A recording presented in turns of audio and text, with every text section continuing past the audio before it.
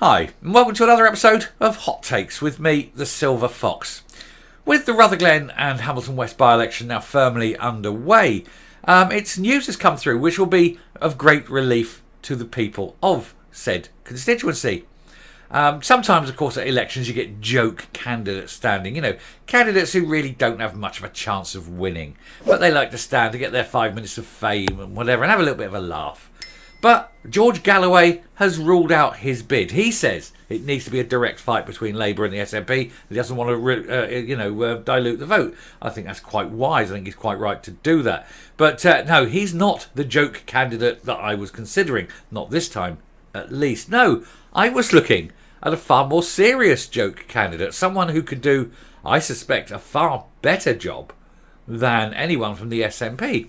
We are, of course, counting upon that great and worthy leader of our time, Count Binface. And he is thinking of standing, and I think if he does, he could possibly come third. It's going to be an SNP Labour runoff, but, people who just cannot, can't put an X in the Labour box, have got at least now a viable alternative. They can give Count Binface their vote as their way of protesting, if you will. And I think it'd be absolutely fantastic of him to come third. It's not impossible. It needs to happen. We'll have a look at this article quite quickly. It's not a big article, just a quick one. But I just saw it and I just thought it's worth a laugh. Anyway, here goes. So George Galloway rules out Rutherglen by-election bid. And I don't think the people of Rutherford are fully ready for the likes of Galloway as an MP, I think. They've got the man. I mean, he's always run. He says that Labour need to win it, and he's quite right. They do. They need to beat the SNP. But I don't think he's your man. Of course, he is Labour true and true. He's a very Labour socialist man. But although he would always stand as an independent, he's not actually a Labour party. He's not in the Labour Party. Although he does support their politics. He didn't he famously beat Una King, who was the sitting MP, and he beat her, and then the press were all over him, going, "Oh, look at you! You've knocked out Una King, who was young and black and female. Oh, do you think you're doing your bit?" He said, "No, it's not me who's done my bit." He says, "It's the people. Why aren't you questioning the people about why they don't want Una King?" And he's quite right about that. They were trying to make it all as though he was racist for standing against her. He's entitled to stand against anybody. It doesn't make him a racist at all. That said, I don't agree with his politics necessarily, but he did have the point, and I did feel sorry for him on that one. The press were all over him, and it was quite wrong. Una King, incidentally, little by note. Older members may remember Miriam Stoppard. She used to be on TV doing science questions and science programmes and things back in the 80s, I think.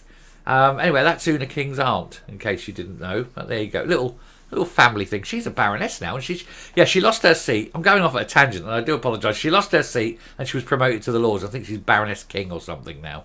Anyway, as soon as she got there, you never heard of her again, because she's getting her £300 a day and doesn't feel the need to do anything. Anyway, he has ruled him out. We'll go back to George Galloway here. He's ruled himself out of the bid for Rutherglen and Hamilton West by-election, despite convincing hundreds of supporters to hand over thousands of pounds for what he called the inevitable contest. Although now that he's got the money, he's not exactly in a rush to spend it, because I think he desperately wants the SNP out rather than Labour in, but he desperately wants the SNP out. He doesn't want to dilute the vote. So shortly after Margaret Ferrier's COVID rule breaches came to light, the former MP and celebrity Big Brother contestant and cat launched the largest ever crowdfunder in the history of by-elections. He managed to raise over £12,000 in just 45 days in late 2020, thanks to the generosity of 422 supporters.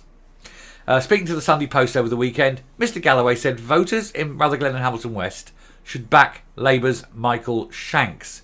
He says, "I think nobody should stand except the best placed pro-union candidate, which in this case is obviously Labour."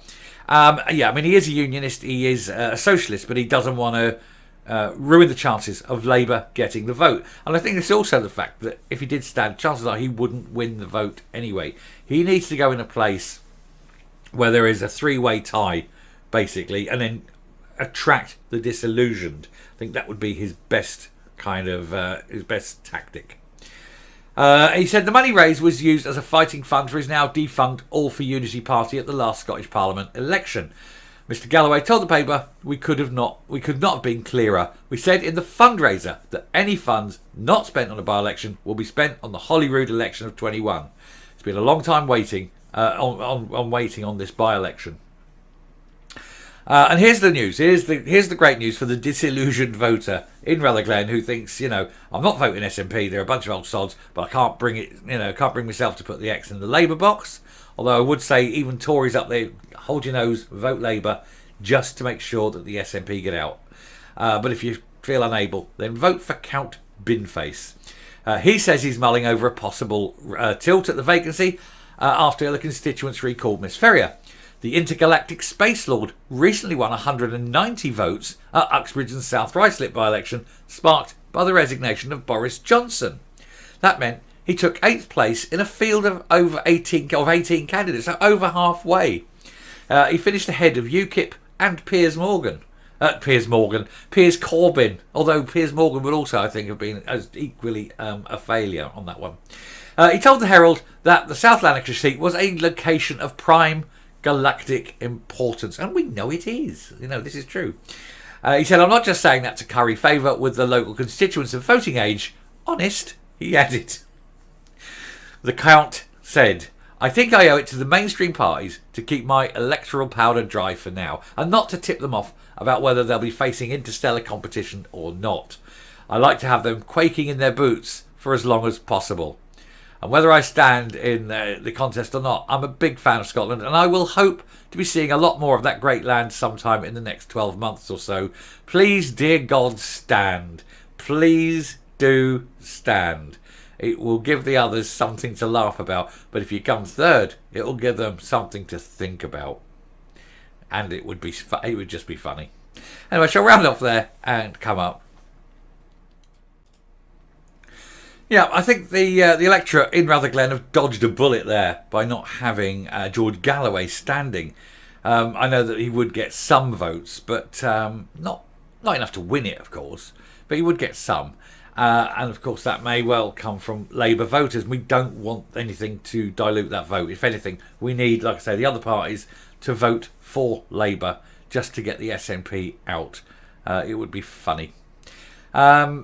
But hey, let's offer our support for Count Binface. God, he deserves it, doesn't he? He would do a far better job than most of them in that cesspit of Parliament. Anyway, I shall stop there. Thank you very much for watching. If you like what you're seeing here on the channel, do please hit the subscribe button, ring the bell, leave a like, leave a comment, please. Share the video.